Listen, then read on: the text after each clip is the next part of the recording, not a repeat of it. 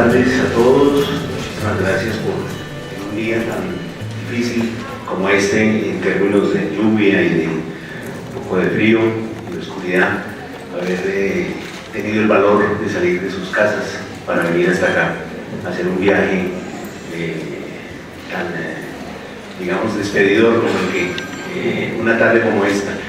Se los agradezco doblemente. Por supuesto, a la editorial Random House por el grandísimo apoyo que le da a mis libros y a mi obra desde el año pasado, cuando publicamos Plegarias Nocturnas, ahora con la publicación de Océanos de Arena, este diario de viajes, y también con las bellísimas ediciones de bolsillo de 3 de mis novelas anteriores, Necrópolis, El síndrome de Ulises y Plegarias Nocturnas, unas ediciones con un diseño tan hermoso que yo no me canso de mirar las portadas. Para esta ocasión, tras analizar y hablar un poco con las personas encargadas de esta presentación por parte de la editorial, a mí se me ocurrió proponerles que yo mismo presentara un libro, es decir, que rompiéramos un poco la tradición de que hay un presentador que lee brevemente y hace pues, una serie de comentarios, entre otras cosas porque me parece que mis colegas, que siempre son muy generosos, pues, tampoco tienen la culpa de que yo publique con cierta frecuencia. Así que pensé, ya que es además un libro un poco atípico, no es una novela, no es un libro de cuentos, es más bien una narración de viajes, pensé que podría ser más interesante para ustedes que yo hablara un poco sobre mi relación con la literatura de viajes y con la literatura de viajes en general, que es una de mis grandes pasiones. Yo creo que la literatura de viajes forma parte, por supuesto, de la literatura. No es, digamos, un tipo de trabajo escrito separado del cuerpo literario. Es, por supuesto, también un espacio de creación escrita en donde se reúnen el periodismo y la literatura. Además, yo creo que la narración de viajes, la crónica de viajes, le forma parte por igual de las dos grandes disciplinas, el periodismo y la literatura, que en el fondo también son mis dos grandes pasiones. Yo empecé a escribir hace muchos años, pero también desde hace muchos años he hecho periodismo, y justamente el periodismo se convirtió para mí en una enorme pasión cuando descubrí en los viajes que hacía como periodista, cuando descubrí precisamente esa riqueza y esa flexibilidad, esa soltura que daba y que tenía la crónica. La crónica, claro, si estamos mirándola desde el periodismo se llamará crónica periodística, si estamos desde la literatura se llamará sencillamente crónica, pero es realmente un ejercicio literario. Su escritura obliga a la misma atención, a la misma atención que los escritos, digamos, claramente novelescos o en general de prosa literaria más tradicional. Generalmente las dos disciplinas, el periodismo y la literatura, en el campo de la crónica, se encuentran con los mismos problemas para resolver. Hay que contar bien una historia. Generalmente, y esto yo lo digo siempre cuando hago talleres en las facultades de periodismo, a veces con la Fundación de Nuevo Periodismo Iberoamericano, de la que soy maestro con mucho orgullo, me invitan a hacer talleres a universidades por América Latina, y yo siempre comienzo diciéndole a los jóvenes periodistas que tienen que enfocar muchas veces la narración de sus crónicas como si fuera un texto literario, entre otras cosas porque eso los define a ellos, eso les va a dar una identidad, ellos son lo que escriben, ¿no? Para un lector, uno es lo que uno escribe. Y entonces, rápidamente viene el primer problema, que es cómo contar una historia. Cómo contar una historia, porque toda historia tiene muchas maneras de ser contada. Ahora, el convencimiento al que yo he llegado es que tiene muchas formas, sí, pero generalmente hay una que es la mejor. Entonces el trabajo consiste en encontrar esa forma. Y ese encontrar esa forma, muchas veces en las crónicas de todo tipo, ahora después nos vamos a centrar básicamente en las crónicas de viaje, pero en las crónicas de todo tipo pasa necesariamente también por la búsqueda de personas que, lo que se llaman en otros contextos informantes, que sean personas cuyas experiencias y cuyas historias puedan hacer brillar de manera más fuerte la historia que se va a contar, que le den más impacto, que le den más lustre. Depende del tipo de historia, pues obviamente muchas veces el buscar ese impacto, ese lustre, pasa necesariamente por atrapar al lector. El lector tiene, cuando está leyendo una revista o un periódico, que son, digamos, espacios tradicionales también de este tipo de crónicas, pues el lector está infinitamente llamada a su atención por otras cosas. Y por supuesto el lector es muy cruel, debe serlo. Si rápidamente las primeras 3 líneas el autor no llamó su atención, él va, desplaza sus ojos hacia otro lugar y se va para siempre.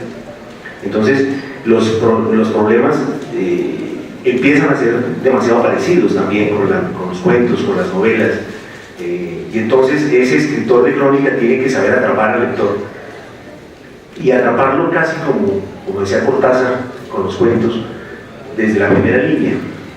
Cortázar decía que tiene que ser como un golpe en la mandíbula, un puño en la mandíbula, como agarrarlo así del cuello y hundirlo en la historia. Y entonces las crónicas ahí están resolviendo problemas literarios, están buscando comenzar con un diálogo que sea particularmente fuerte o que llame poderosamente la atención. Y entonces, bueno, en América Latina hay muchas revistas que publican este tipo de trabajos. En Colombia particularmente se destaca la revista Sopo, donde hay extraordinarios cronistas de todo tipo, porque dentro de la crónica también está el perfil político a su vez, etc. Y una de estas modalidades es, por supuesto, la crónica de viajes. Y la crónica de viajes que viene a unirse con el tradicionalísimo diario de viajes, en donde ya estamos en un terreno, por supuesto, completamente literario. Yo quisiera hacer un breve resumen, sin ningún afán didáctico, ni mucho menos, pero sí un breve resumen de lo que es o ha sido la influencia de la literatura de viajes en la gran literatura. Y bueno, vamos a comenzar pues obviamente con lo más antiguo. Como dice el gran crítico George Steiner, hay 2 tipos de libros, la Ilíada y la Odisea. Y entonces esos 2 tipos de libros hablan de los temas más importantes en los orígenes de la literatura, que es la guerra y los viajes después de la guerra, los viajes de regreso, que es por supuesto la Odisea. La Ilíada pues es esa enorme formación, bueno, esa maravillosa historia que todos en algún momento hemos conocido, pero el regreso de la guerra a casa de un individuo, de una persona, ese viaje extraordinario, ese viaje lleno por el mar Egeo, lleno de aventuras extraordinarias a su Ítaca, que luego después toda la literatura ha convertido esta Ítaca en una metáfora de muchas cosas, el regreso inclusive a la juventud. Y entonces este viaje de regreso al lugar de origen empieza a tomar una fuerza y una forma y se empieza a perfilar como uno de los grandes temas de lo que será de ahí en adelante la literatura, que es ni más ni menos que la búsqueda de identidad, de una identidad individual. Del mismo modo que las guerras, su objetivo en estas épocas de la formación de naciones, la épica, las guerras tenían como fin dar una identidad colectiva, es decir, quiénes somos nosotros y quiénes no, quiénes son nuestros enemigos y quiénes no. Y al decir quiénes son los demás, quiénes son nuestros enemigos, de alguna manera nos estamos definiendo a nosotros mismos. Y entonces esas guerras de la épica, narradas por la épica, generalmente son vencidas o a veces perdidas por héroes. Y estos héroes son personajes que representan casi que la totalidad de los valores de una colectividad, de una sociedad. Y entonces ese héroe se transforma precisamente en una especie de paradigma para toda una sociedad que se enfrenta con el héroe de la otra sociedad, y esto generalmente traza una línea y dice, hasta aquí llegan los que son como yo. Nosotros somos estos, los que estamos representados por este héroe, por esta espada, por esta antorcha. Y esta es la búsqueda colectiva de la identidad que se ve, por supuesto, en la épica y es, como decía al principio, es la Ilíada.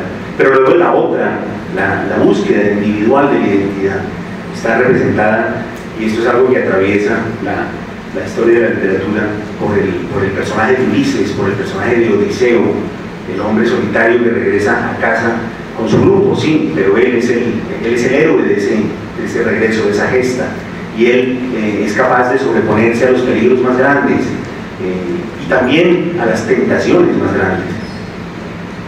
Todo eso lo deja atrás para regresar a su casa, para regresar donde está su mujer, su hijo y su isla, su espacio propio. Por supuesto que un poco después aparece otro personaje más o menos basado en ese mismo paradigma, pero que contiene algo interesante, que es Eneas. El personaje de la Eneida es muy posterior, por supuesto, cerca del año 29, antes de Cristo, en la época del emperador Augusto en Italia. Eneas, a diferencia de Odiseo, Eneas sale de Troya siendo troyano, con su padre a cuestas porque está viejo, y con su hijo, y dejando Troya en llamas atrás, escapa. Esa Troya en llamas destruida por Odiseo y los suyos, que a su vez después hará su viaje de regreso. El viaje de Eneas, escapando con su padre y con su hijo, con Troya detrás encendida en llamas, va a dar pie a toda esta otra aventura, la Eneida. Por cierto que en esa fuga, Borges, que le gustaba mucho una figura literaria que se llama la empalaje, que consiste en intercambiar los valores adjetivales, por ejemplo, decir los áridos camellos, no es que los camellos sean áridos, sino que están en el desierto, que es árido, o las estudiosas lámparas, no es que las lámparas sean estudiosas, sino que normalmente quien está tarde en la noche debajo de una lámpara pues está estudiando. Y hay un verso en latín muy famoso que casi todos los que estamos metidos en literatura nos sabemos de memoria, y que tiene que ver con esos tres personajes huyendo de una ciudad en llamas destruida para salvar su vida. Y dice en latín, iban obscuri sola sub nocte penumbra, que quiere decir, en paraje, dice, iban oscuros en la noche solitaria. Por supuesto, iban oscuros, la que es oscura es la noche, y los que iban solitarios eran ellos, pero es el ejemplo que Borges siempre recuerda de la famosa forma de la empalaje. Y por supuesto Eneas en ese viaje sale de Troya, da una vuelta por el mar Egeo, pasa por Cartago, recién fundada, aunque luego la cronología no cuadra, porque según los historiadores, según los arqueólogos, la guerra de Troya estaría situada más o menos en torno al siglo VII, y la fundación de Cartago en torno más o menos al siglo V, lo que quiere decir que ese viaje habría durado 2 siglos. Pero entonces al pasar por Cartago tiene un romance con una reina, Dido, y de ahí después sigue y continúa y llega a las costas de Italia y funda entonces es una larga tradición que acabará en el Imperio Romano, y que después encontrará en esta historia de la Eneida la justificación del Imperio Romano para a su vez invadir Grecia.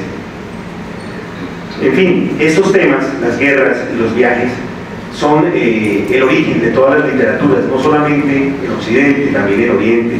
Siempre hay en toda sociedad el deseo por marcar esa identidad, tanto colectiva como individual.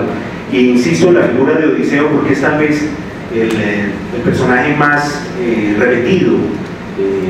Ulises o Odiseo sale de esa primera guerra en su regreso a casa, pero su historia termina en el siglo XX con una novela de James Joyce que también se llama Ulises, y entonces es como si después del regreso de Edwin a su casa pasara al sillón del psicoanalista más o menos, ¿no?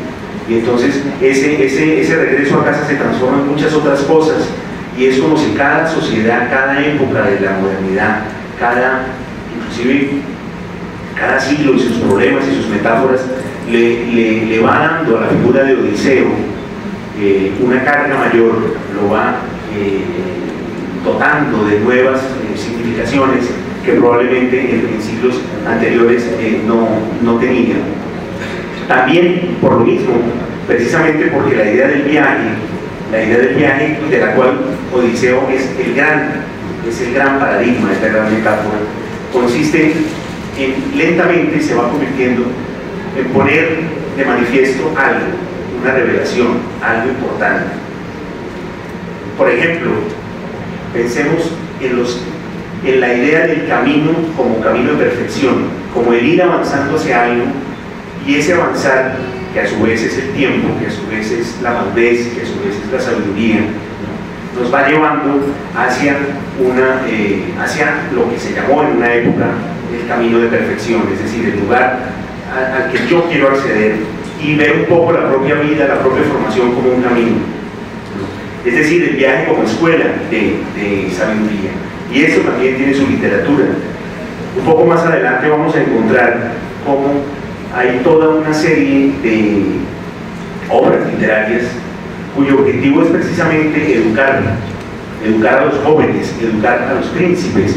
Esto es una vieja tradición que viene de la India, del año 300 más o menos después de Cristo.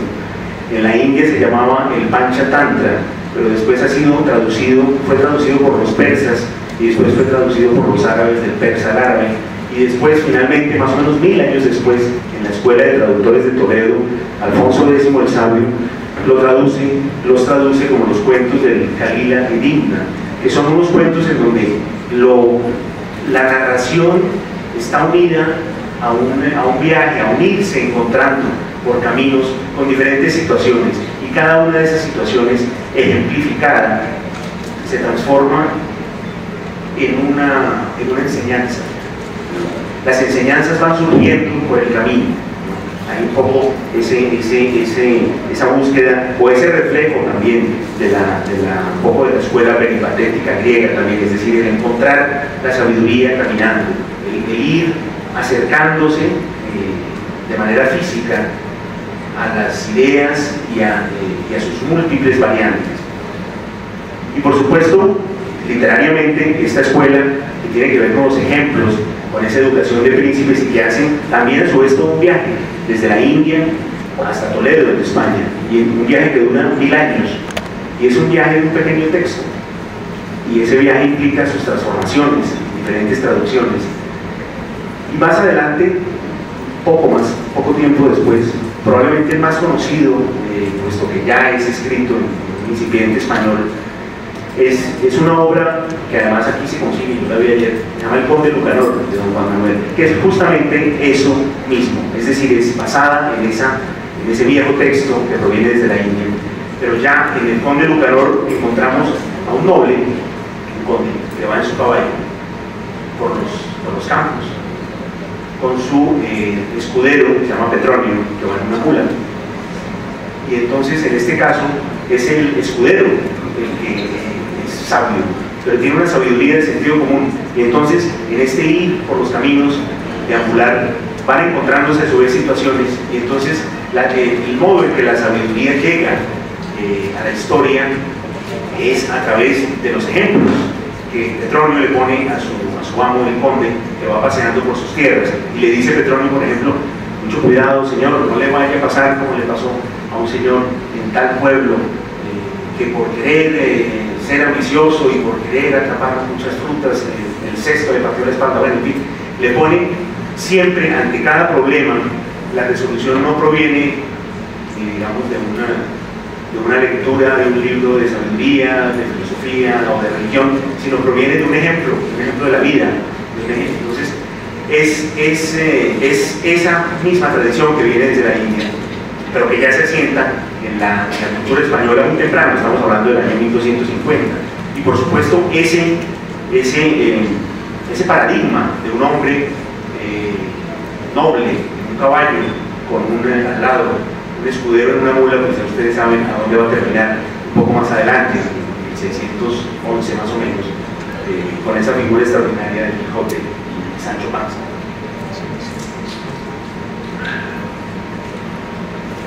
Así que estamos hablando del viaje, del camino, como el acceso y la llegada a la sabiduría.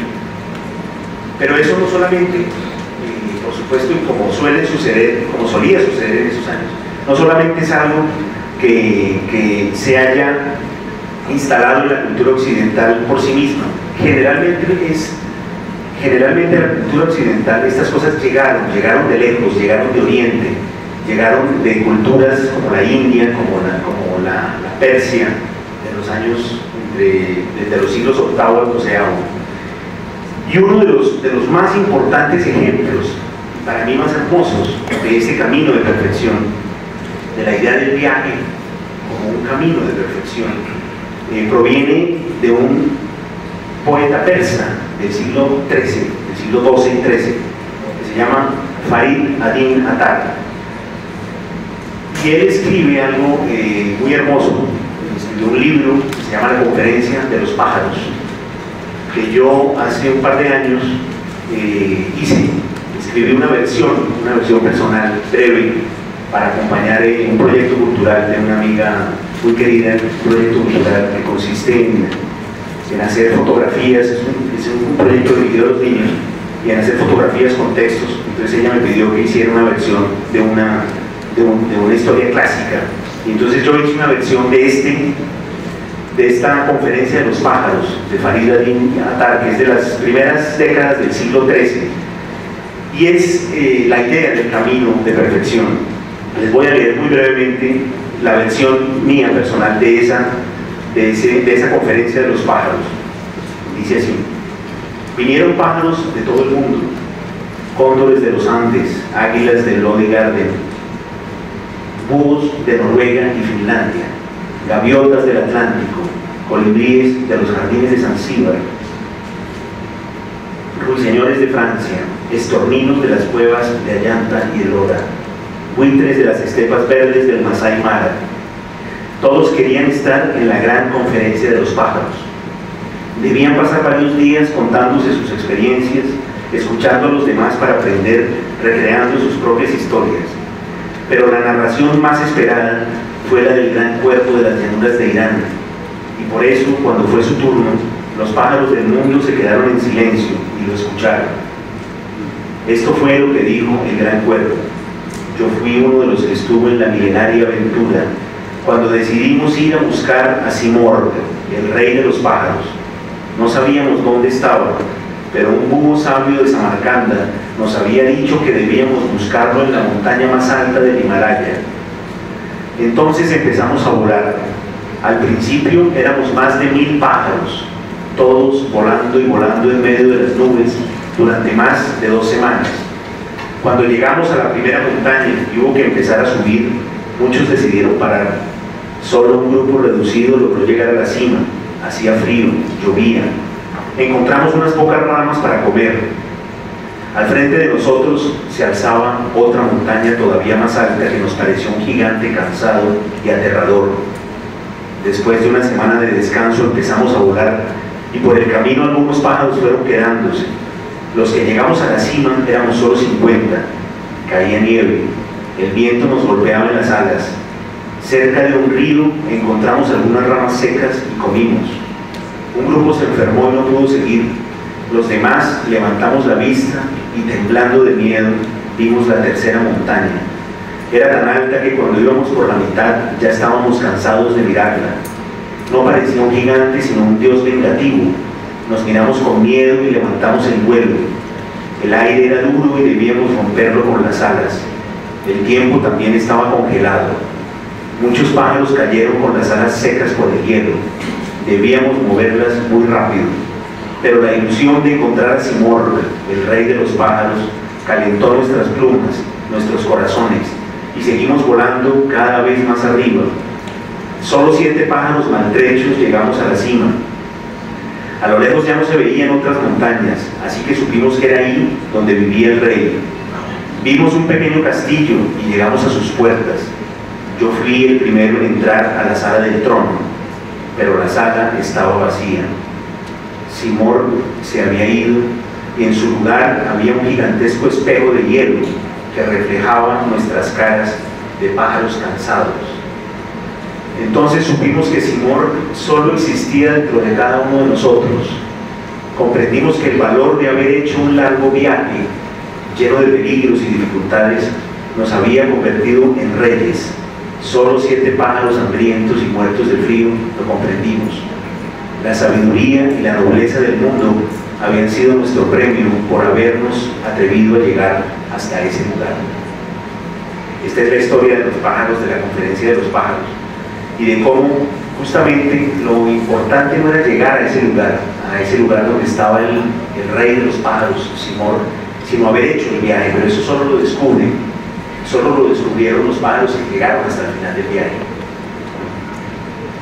Por supuesto, es simultáneo con esto, la versión, digamos, más occidental, porque estamos hablando de la misma cronología.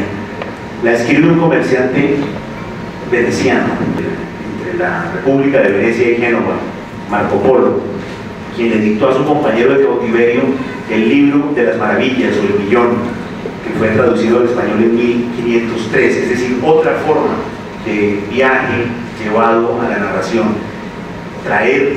Fíjense cómo se va, a medida que va pasando el tiempo, se va llenando de connotaciones nuevas. En este caso, consiste sobre todo en algo que sigue siendo vigente: traer noticias de otros lugares, contar lo que vio alguien por allá, muy lejos, quiénes son, cómo son allá, qué comen, cómo viven, cómo son sus palacios, cómo son sus costumbres, cómo mueren, cómo viven. De esos mismos años, en otro sector del mundo, son los viajes de los viajeros árabes. Ibn Battuta, Ibn Fadlan, Ibn Jubayr, son menos conocidos desafortunadamente por nosotros, porque generalmente existen pocas traducciones, pero son extraordinarios. Yo los uso mucho en mi libro de Océanos de Arena, ¿no? Los árabes tienen otro motivo más para viajar, un motivo diferente. Bueno, en el caso de ellos, el más importante es que todo musulmán tiene la obligación de ir al menos una vez a la Meca en su vida.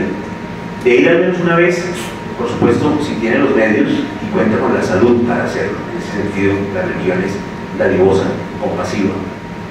Y entonces, una vez que estos viajeros llegan a la Meca y hacen el viaje ritual, pueden ganan inmediatamente la dignidad de ser llamados Hajj o Hajji, que es una expresión árabe que quiere decir algo así como señor. El Hajji Murat es un personaje de Tolstoy, por ejemplo, es un musulmán de Chechenia que hizo el viaje a la Meca. En español antiguo se decía la al-Hacha. En la poesía en español antiguo se habla de la al-Hacha como el viaje a la Meca de los musulmanes. Y por supuesto el origen es esa palabra árabe hajj, que es una dignidad adquirida por toda persona, todo creyente que va a la Meca. Y hay otro elemento más en el caso de los musulmanes, en el caso de la cultura árabe y de lo que luego sería la cultura islámica, y es la manera como esta se fue expandiendo hacia Oriente.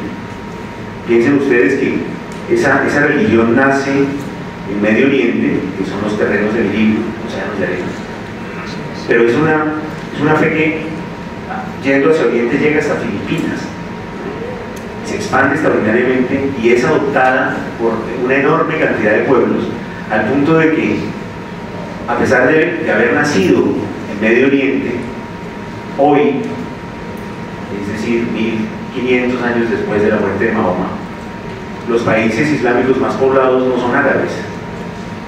El país islámico más poblado hoy es Indonesia, tiene 285 millones de habitantes. El segundo tampoco es árabe, es Pakistán, 220 me parece. El tercero tampoco es árabe, es India, 160 millones de habitantes.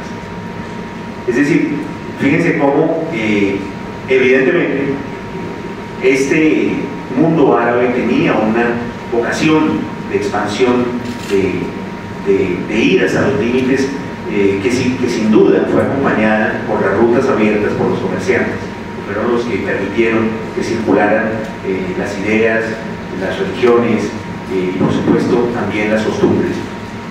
Y entonces, con todos estos caminos abiertos por los viajeros que tenían todos esos diferentes intereses, van llegando también las narraciones.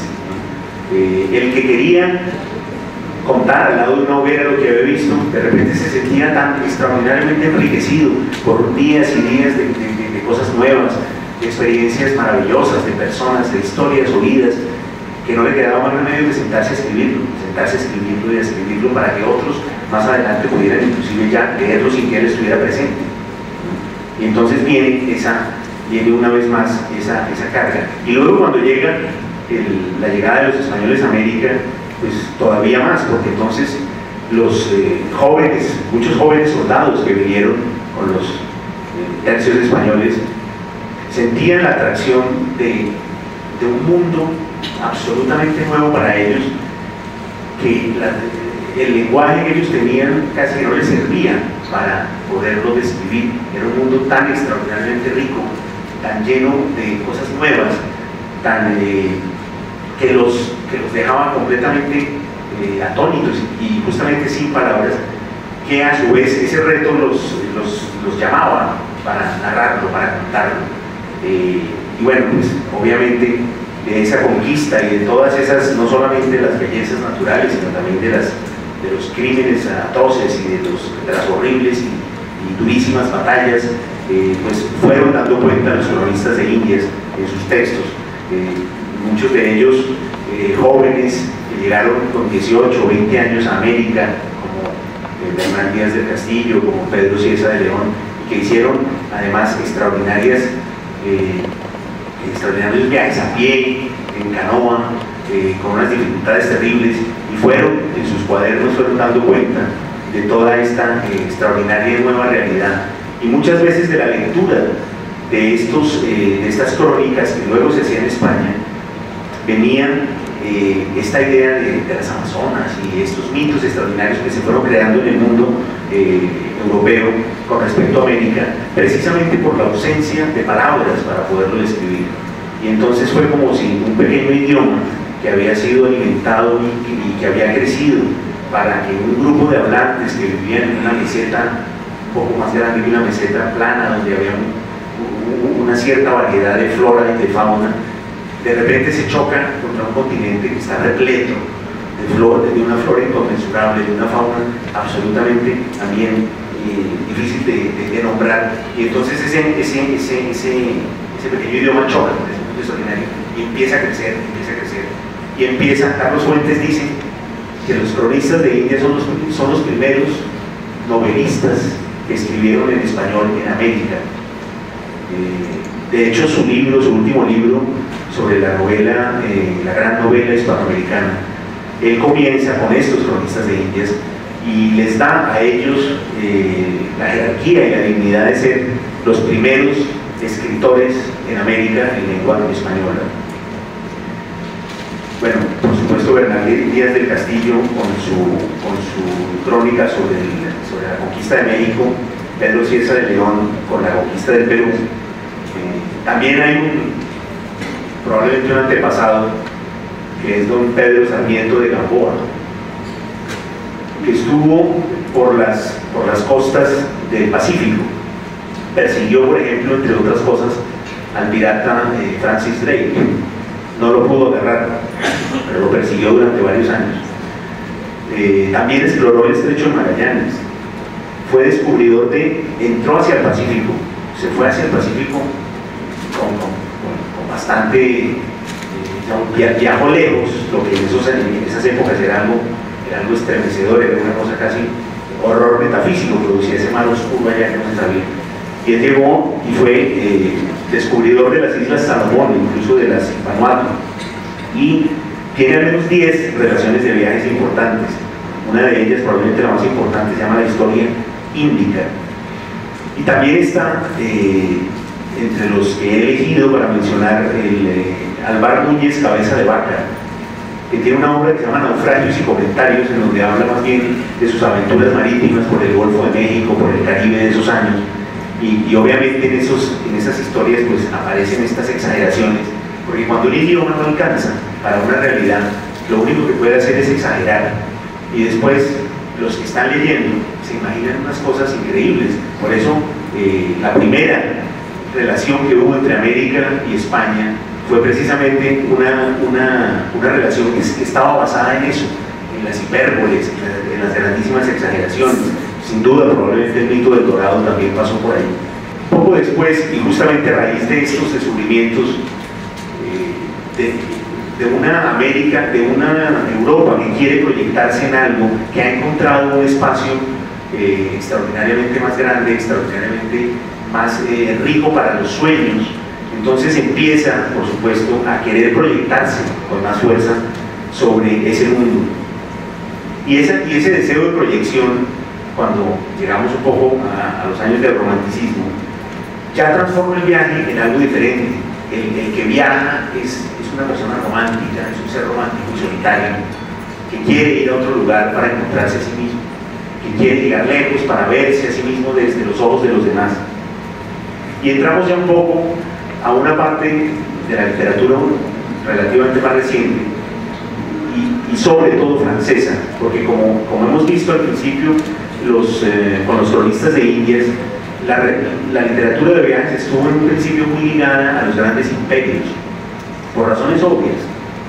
Entonces, claro, pues los cronistas de Indias son quienes escribieron para darle palabras, para poner palabras en esa gesta extraordinaria que hizo el Imperio Español en América. Pero también luego se fueron conformando otros imperios, y uno de ellos fue Francia. Y entonces, justamente en ese mundo, y tratándose además de una cultura con una gran sabiduría, con una gran tradición cultural, entonces empieza a verse ya aproximadamente a finales del siglo XVIII la tradición en los autores románticos, la tradición del viaje a Oriente. Y el viaje a Oriente justamente como eso, como el viaje al lugar en donde voy a encontrar al otro, al diferente, al que no soy yo. Y en ese viaje, entonces, encontrar yo claves de mi propia identidad, otra vez, claves de mi propio, probablemente de mi destino. Y uno de los primeros, por supuesto, es Gerard de Nerval, con su libro Viaje a Oriente, un título que se repetirá en muchos autores franceses que siguieron esta línea de Gerard de Nerval y que, de alguna manera, el libro probablemente más importante que habla sobre esto es un libro escrito por un autor palestino, se llama Edward Said. El libro se llama Orientalismos. En esta tradición, que ya la podemos mirar de forma crítica desde hoy, se va alimentando a medida, al tiempo que se ve esta mirada romántica sobre sí mismos y sobre los demás, y sobre ese otro, sobre esa alteridad, el descubrimiento del otro, del que no es como yo, y esa fascinación romántica por ese momento. Al mismo tiempo, dice Edward Said en su libro Orientalismo, se está definiendo una especie de superioridad cultural por parte de Europa hacia esas regiones orientales, y está de alguna manera estableciendo un sistema de valores en el que la fascinación que siente este autor romántico que va en ese, bueno, debemos pensar que en esos años en los mundos exóticos no eran solamente para los franceses, por ejemplo, no era solamente el mundo árabe, el norte de África o Medio Oriente, sino que inclusive países que hoy forman parte de la Unión Europea y que son considerados o que han sido considerados tradicionalmente como países, digamos, del primer mundo, entre comillas, según esa denominación, en esos años eran considerados también países exóticos como Italia y Grecia. Entonces, esa teoría del orientalismo, en donde la ideología de una dominación cultural va creciendo a través de esa fascinación por el estereotipo, de esa fascinación por el otro diferente, pues está siendo escrita por los autores más importantes de esa época. Ahí, en el caso del mundo árabe, tenemos al mismo Flaubert, tenemos a Stendhal, pero como les decía antes, Italia también formaba parte de ese mundo exótico que quedaba detrás de los Pirineos, es una cosa extraña para los franceses. Y entonces está, por ejemplo, el caso de Stendhal, que va a Italia con una fascinación increíble y la describe con los mismos elementos con los que Flaubert definía Egipto o definía Argelia. Goethe viaja a Italia, tiene su libro Viaje por Italia, donde también está haciendo esa misma mirada, por supuesto, con una visión mucho más racionalista, pero está haciendo esa misma mirada, la misma mirada de ir a encontrar razones en pueblos, en sociedades, en culturas que ellos consideraban, entre comillas, menos desarrolladas, encontrar un poco el romanticismo del mundo antiguo, de ese llamado ancestral, de ese llamado original, con el que todavía hoy, en nuestro presente, muchísimas personas de mundos muy desarrollados, de repente se tienen un encuentro extraordinariamente romántico como los de ellos en esos años en el mundo amazónico, y entonces son todos estos holandeses y uno ve por ahí los pueblos de la Amazonía, o estos ingleses que uno se encuentra en Indonesia, en Borneo, que viven en un pueblo y sobreviven haciendo artesanía con las manos, es decir, es como el movimiento, el flujo contrario de una inmigración. Y por supuesto, para mí el más importante, viene un poco después, el viajero más grande de todos esos años, el que señaló realmente un camino, para mí definitivo en la literatura, es Rimbaud, el poeta Arthur Rimbaud. Bueno, no vamos a hacer aquí no les voy a hacer un ensayo sobre la importancia de Rimbaud, que todos ustedes lo saben, pero sí es importante saber que Rimbaud fue también un gran viajero,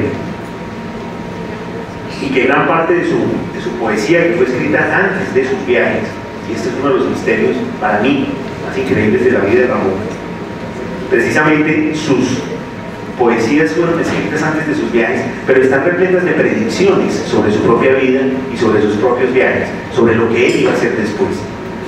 Y esto es una cosa extraordinaria. Yo hace 2 años estuve en Etiopía, en Harar, que fue el pueblo donde viví durante 10 años, y ahí volví a leer toda la obra de Rimbaud, que no es muy extensa, y empecé a sentir de una manera extraordinariamente intensa cómo él había predicho, casi de manera inclusive directa, es decir, él habla de los mendigos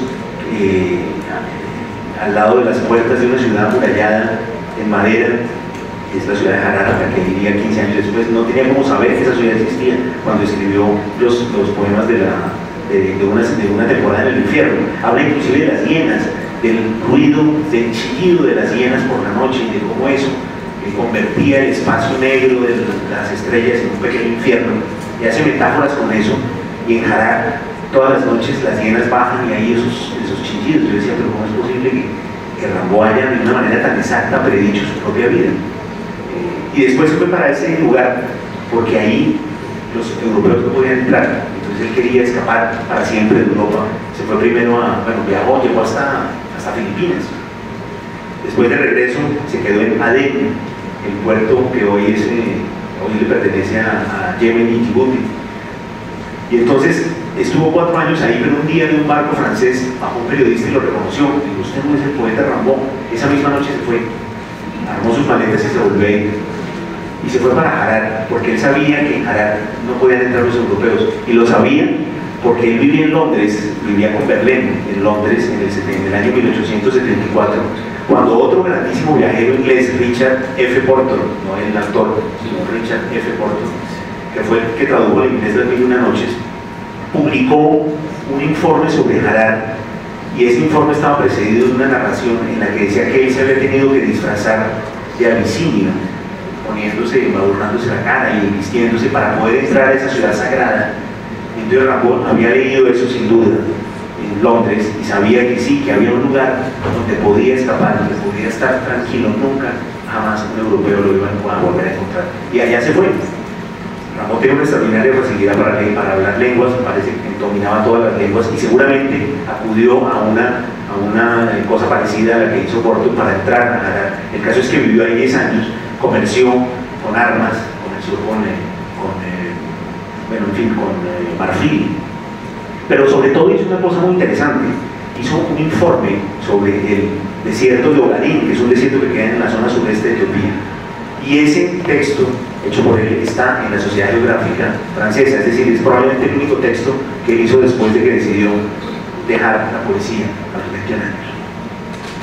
Y antes de eso señaló, desde los fines del siglo XIX, señaló el camino de toda la literatura para mí, no solo de la poesía, también de las novelas.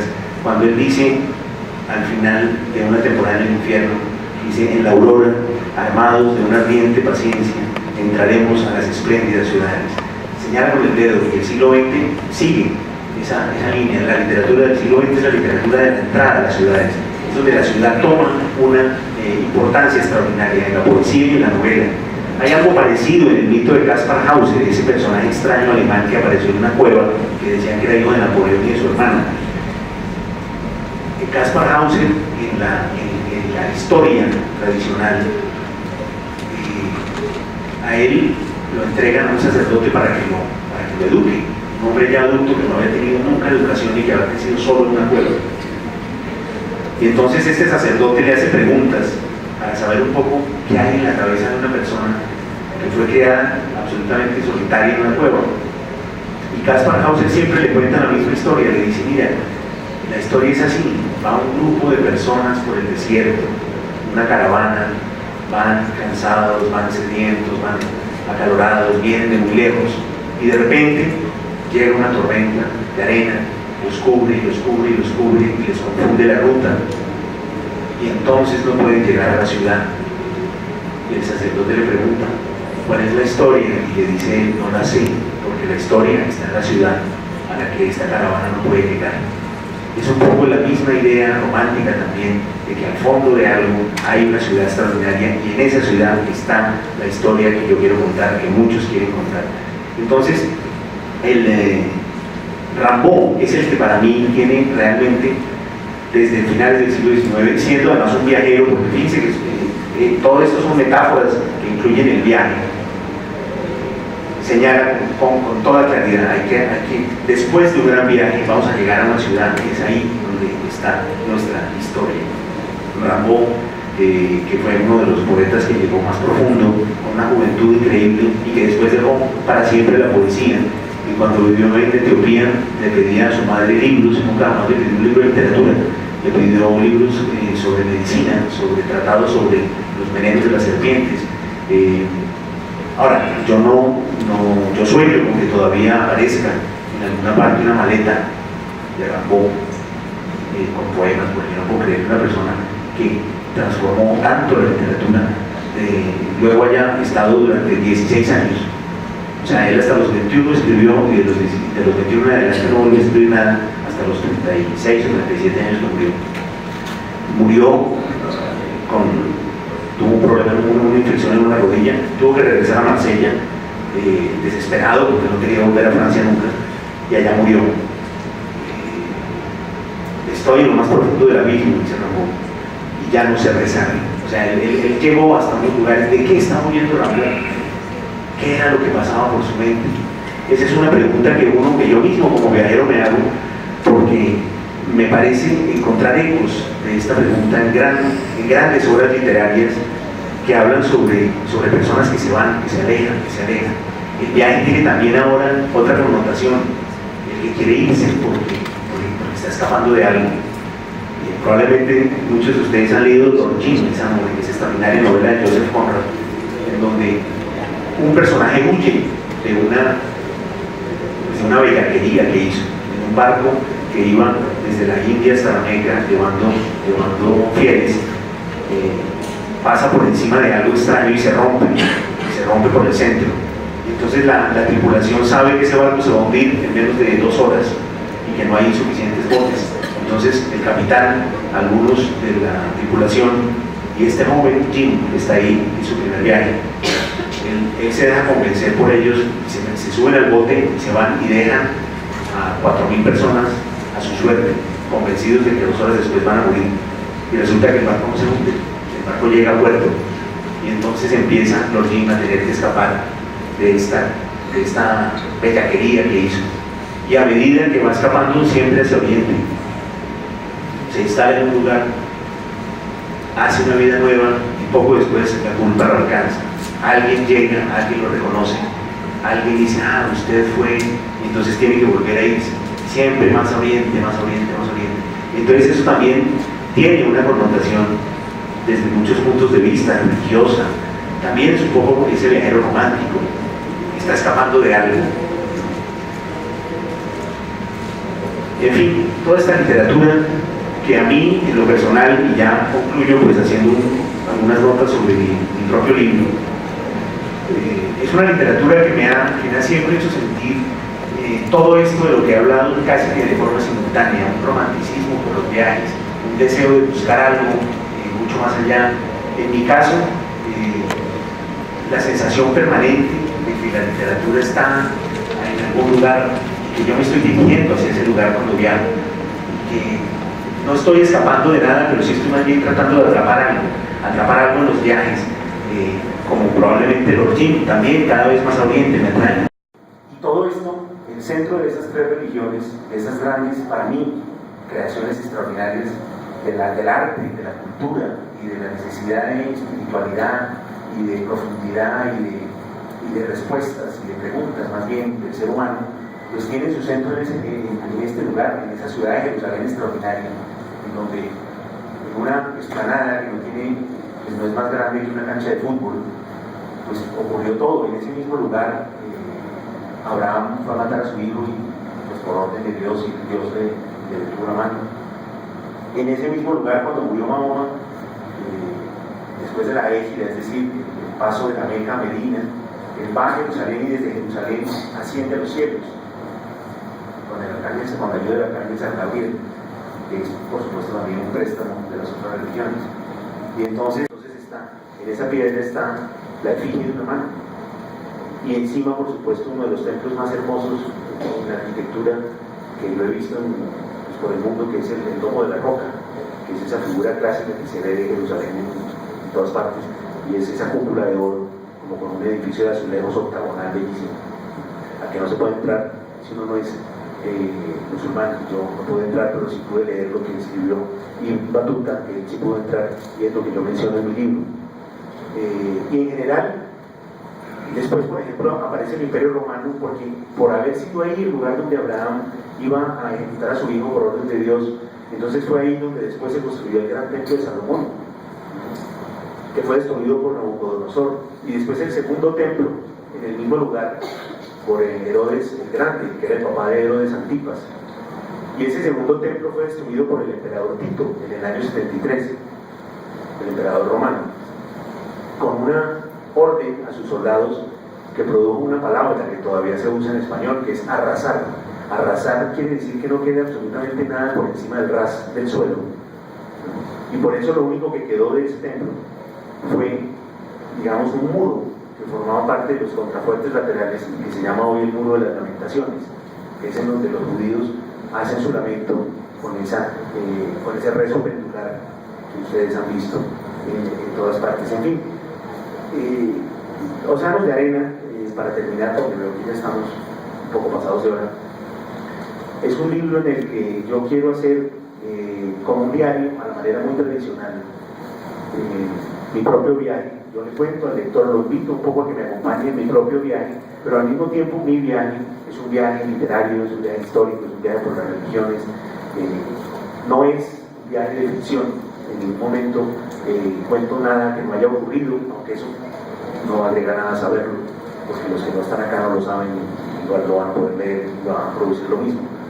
Y al mismo tiempo, por una cosa que a mí me gusta mucho cuando viajo, por ver qué han escrito otras personas, otros escritores que yo admiro sobre ese lugar, o sobre esas historias que yo estoy tratando. Por ejemplo, en el libro yo menciono a Saramago, porque Saramago tiene, cuando estamos hablando de Jerusalén y estamos hablando de Belén, pues estamos hablando de los orígenes también del cristianismo, de esa figura extraordinaria que dicen algunos que no existió y que está demostrado que no existió, que es Jesús.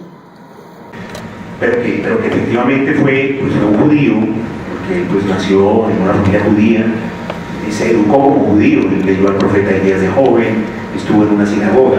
Hoy en Nazaret hay una iglesia sinagogal, se llama, porque es una iglesia encima de la sinagoga donde él fue educado.